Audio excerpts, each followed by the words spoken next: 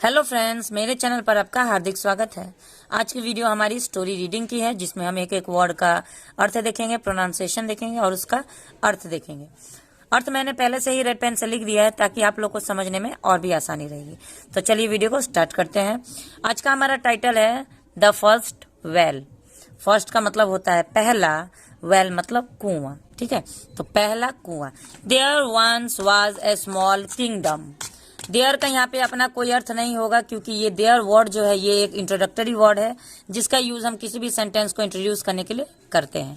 Once का मतलब होता है एक बार, वाज मतलब था, एक, छोटा, किंगडम मतलब राज्य।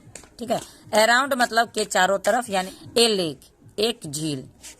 एक बार एक झील के चारों तरफ एक छोटा राज्य था। ठीक है, एक बार एक झील थी, उसके चारों तरफ एक छोटा राज्य था।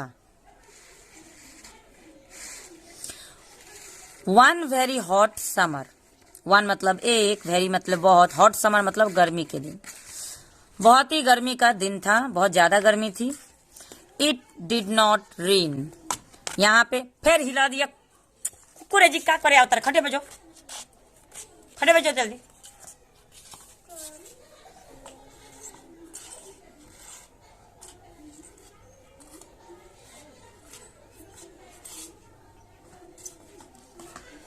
It did not rain. ठीक है, बारिश नहीं हुई। यहाँ पे नहीं क्यों यूज किया गया है, क्योंकि यहाँ पे नॉट है। ठीक है, ये नेगेटिव सेंटेंस है।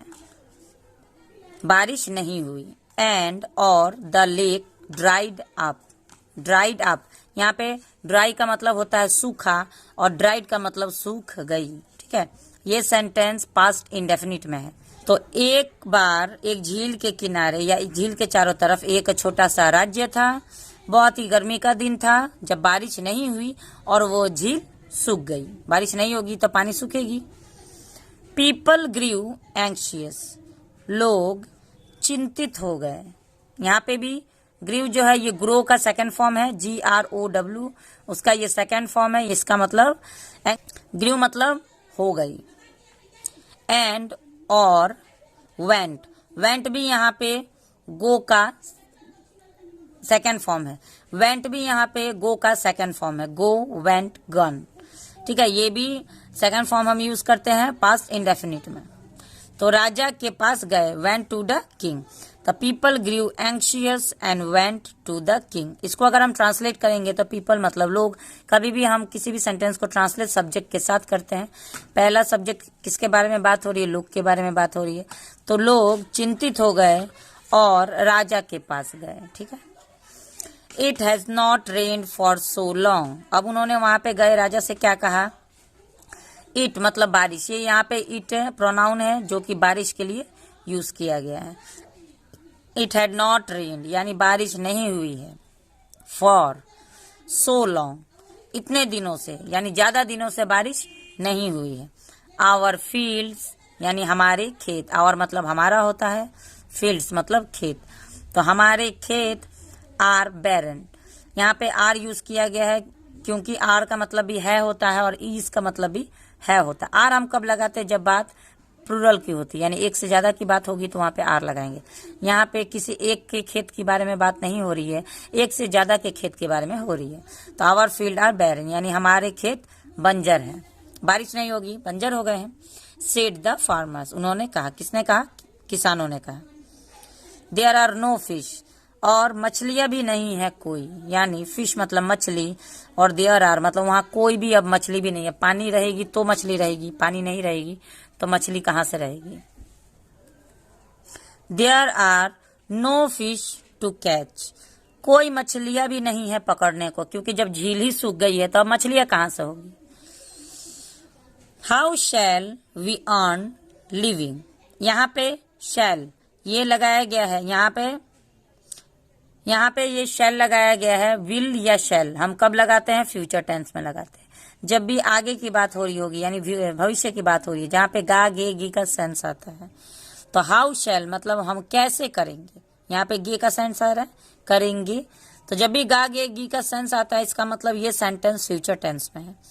हम कैसे करेंगे अर्न लिविंग। अर्न लिविंग का मतलब होता है जीविकोपार्जन। जीविकोपार्जन अब क्या है, ये एक वर्ड है, यानी कि हम अपने रेगुलर नीड के लिए जो भी हम खाते हैं, पीते हैं, नहाते हैं, ये रेगुलर जो हमारे पेट के लिए जो हम कमाते हैं, बस उतना को ही हम जीविकोपार्जन कहते हैं। आस्क्ड द फिशरमैन, मछुआरे ने पूछा, क्योंकि मछुआरों का क्या काम होता है, मछली मिलेंगे तो उसे बेचेंगे, यही उनका ना व्यापार होता है। अब जब मछली नहीं मिलेंगे तो जिएंगे कैसे। सेव अस फ्रॉम डिजास्टर, बचाओ हमें विपत्ति से। डिजास्टर मतलब विपत्ति, फ्रॉम मतलब से, सेव अस मतलब हमें बचाओ, हमें बचाओ इस विपत्ति से। गुड किंग, अच्छे राजा। अब जब किसी भी राज्य में राजा होते थे पहले के जमाने में, तो उस समय में प्रजा अपना कोई भी दुख लेके राजा के पास ही जाते थे। आग द वुमन, आग्रह किया, किसने, औरत ने आग्रह किया। As their childrens cried with thirst, क्योंकि उनके बच्चे प्यास से रो रहे थे, क्योंकि पानी भी तो नहीं है। और तो चलिए दूर की बात है, लोग भोजन के बगैर 1-2 दिन चल भी जाए, 2 दिन क्या 10 दिन भी आदमी भोजन से के बगैर चल जाएगा, लेकिन बिना पानी का तो आदमी नहीं चल सकता ना। तो उनके बच्चे भी रो रहे थे, तो उस औरत ने आग्रह किया कि अच्छे राजा हमें इस विपत्ति से बचाओ।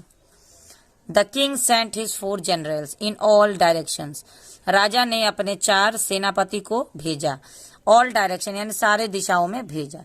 टू लुक फॉर वाटर, पानी ढूंढने के लिए, यानी पानी की तलाश में अपने 4 सेनापति को 4 दिशाओं में भेजा। हमारा फिक्स डायरेक्शन 4 होता है, ईस्ट, वेस्ट, नॉर्थ, साउथ। इन चारों दिशाओं में 4 सेनापति को भेजा। The first general went east, पहला सेनापति पूर्व की ओर गया, ठीक है, पूरब की ओर पहला सेनापति गया। टुवर्ड्स द सनराइज, सूर्योदय की ओर, क्योंकि सूर्योदय की पहचान पूरब से होती है। जब भी सूर्योदय जिधर से होता है उधर को हम पूरब समझते हैं या ईस्ट समझते हैं। The second went to south, और दूसरा दक्षिण की ओर गया। धूल और गर्मी, डस्ट, डस्ट मतलब धूल, हीट मतलब गर्मी, तो धूल और गर्मी की ओर दूसरा गया। तीसरा वेंट वेस्ट, तीसरा उत्तर की ओर गया। वेयर द सन सेट, जहां पे सूरज डूबता है। एंड द फोर्थ, और चौथा सेनापति फॉलोड द नॉर्थ स्टार, और चौथा सेनापति ने उत्तर तारे को फॉलो किया। फॉलो मतलब उसका पीछा किया, जिस दिशा में वो दिख रही थी उसी दिशा में वो जाता चला गया। दे सर्च डे एंड नाइट, उन्होंने ढूंढा या खोजे पानी, ठीक है, क्या ढूंढने गए थे वो, पानी। यहाँ पे सर्च्ड वर्ब का सेकेंड फॉर्म यूज किया गया है। इसका मतलब ये सेंटेंस भी पास्ट इंडेफिनिट का है। उन्होंने खोजते रहे, रहा है, रहे का टेंस आ रहा है। डे एंड नाइट, दिन और रात ढूंढते रहे। नाइट एंड डे, फिर रात और दिन, दिन रात, रात दिन ढूंढते रहे पानी। 3 ऑफ द जनरल्स रिटर्न्ड, 3 सेनापति खाली हाथ वापस आ गए, ठीक है, 3 सेनापति खाली हाथ वापस आ गए। एम्प्टी हैंडेड यानी खाली हाथ आ गए, उन्हें पानी नहीं मिला। बट, लेकिन, the general who had gun north, लेकिन जो सेनापति उत्तर गया था, उत्तर की दिशा में जो सेनापति गया था, वाज डिटरमाइंड, यहाँ पे निश्चय किया था, वाज लगा हुआ है, अगर इज लगा रहता है तो निश्चय किया है, तो वाज डिटरमाइंड मतलब निश्चय किया था। Not to fail his king, अपने राजा को नहीं हराने की, यहाँ नेगेटिव सेंटेंस है क्योंकि नॉट का यूज किया गया है। तो अपने राजा को ना हारने के लिए उसने निश्चय किया था कि अगर मैं वापस चला जाऊंगा तो मेरे राजा हार जाएंगे।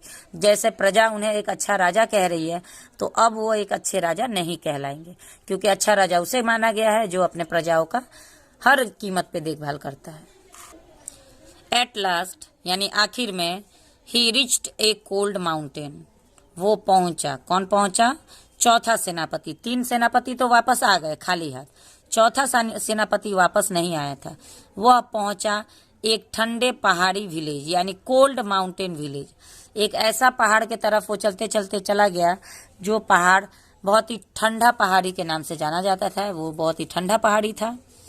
As he sat at the foot of the mountain, जैसे ही, एज मतलब जैसे, जैसे ही मतलब वह, सेट मतलब बैठा। यहाँ पे सेट सिट का सेकंड फॉर्म है, सिट सेट है ना, सेकंड फॉर्म है, जिसका मतलब सीट का मतलब होता है बैठना, सेट मतलब बैठा। तो वह बैठा, एट यहाँ पे प्रीपोजिशन है, कहाँ पे बैठा? पहाड़। माउंटेन, माउंटेन मतलब पहाड़ होता है, फुट मतलब नीचे। अब फुट यहाँ पे यूज किया गया है लेकिन वो उसका पैर नहीं कहा जाएगा, ठीक है, माउंटेन के नीचे कहा जाएगा। तो वो बैठा, पहाड़ी के नीचे बैठा। And old women came by, ठीक है, जैसे ही वो पहाड़ी के नीचे बैठा एक वृद्ध यानी बूढ़ी औरत वहां पे आई। एंड मतलब और।